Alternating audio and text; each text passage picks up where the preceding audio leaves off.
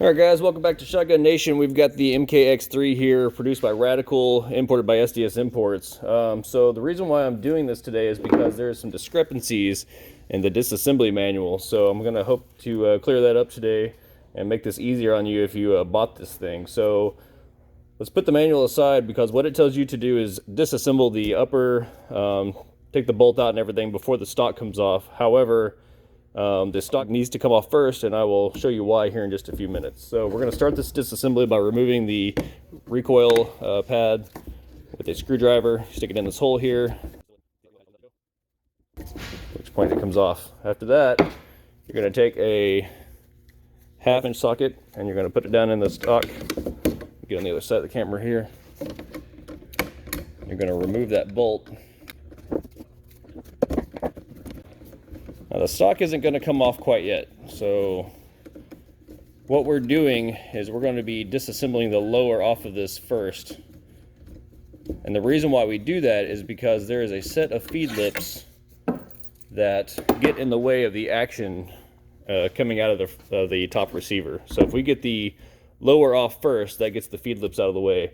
In the instructions here it says to remove this front end, take the barrel out, and remove the bolt after rotating this lever. What this lever does is it rotates your feed lips down out of the way. However, they do not rotate out of the way enough, and you're never going to get it out of there without damaging your feed lips. They are polymer feed lips, and you will damage that trying to disassemble it.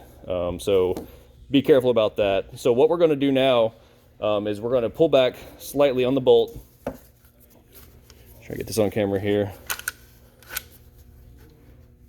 And we're going to take a rubber mallet. It could just come right out to the rear, but essentially the lower needs to go backwards. It doesn't just come down. But we're going to lightly tap it here. And we've separated the lower from the upper. So now you've got that out of the way. We're going to go ahead with the disassembly as instructed here. So what you do first is you'll take off your barrel shroud. At that point in time, you're going to take off your fore-end locking nut and slide off your fore-end.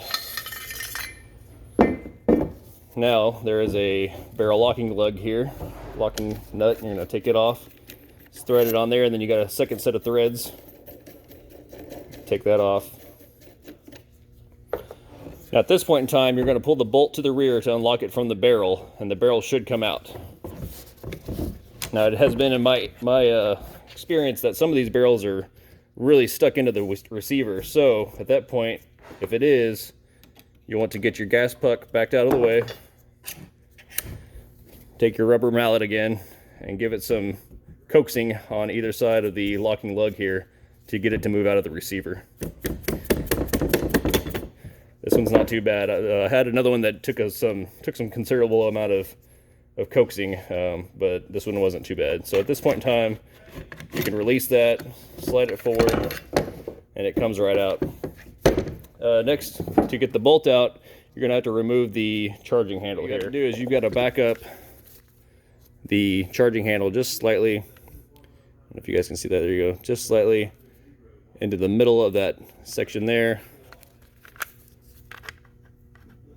Right there, and it will align so you can just pull it out. Now these are pretty well stuck in there. So what I do is I'll take this rubber charging cover, a set of grips, grab a hold of it. And again, using that rubber mallet, we're going to use that for some leverage to get it out of there.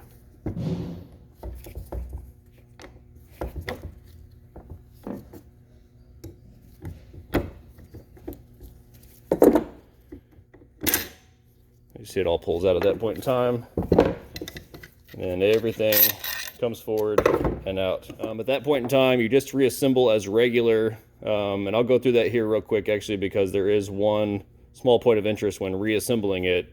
For the same reason that you can't take the action arms out because of the feed lips, you need to reassemble the upper, put the lower back on. Now when you're putting the lower back on, you pull the bolt back slightly to allow these feed lips to have space to get up in there and to lock into place.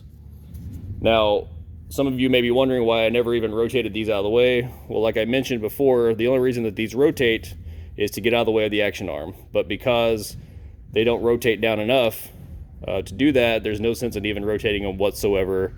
It's kind of hard to rotate anyway.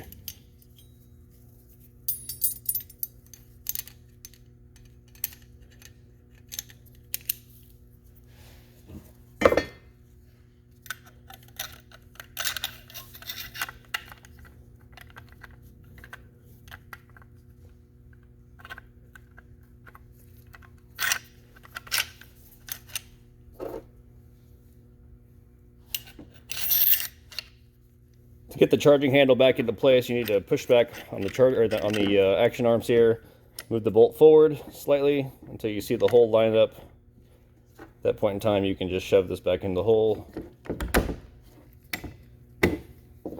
That locks your bolt in. Now you can reassemble the barrel.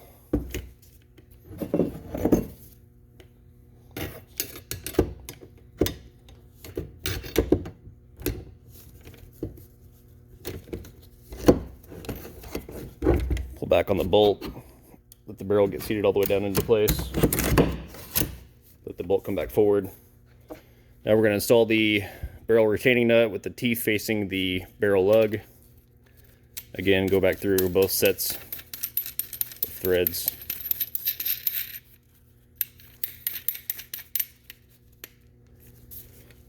You can put your forearm back on.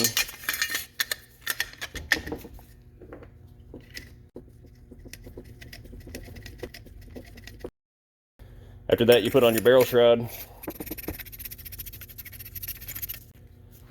And there your upper is complete. Now to reinstall it onto the stock.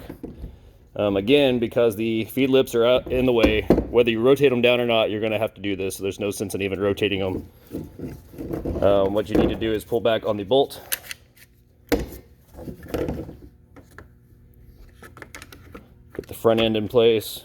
And get the rear in place. Let the bolt go forward easy because you don't want to slam into those feed lips. At this point in time, you can put the stock screw into it, and that will actually cinch everything up together.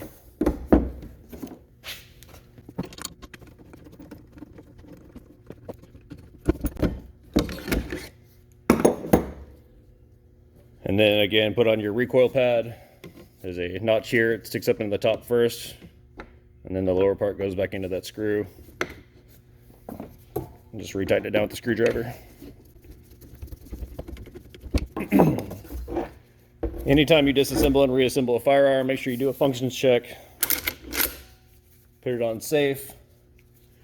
Make sure it doesn't fire. Put it on fire. It does fire. Back on safe. And you should be good to go.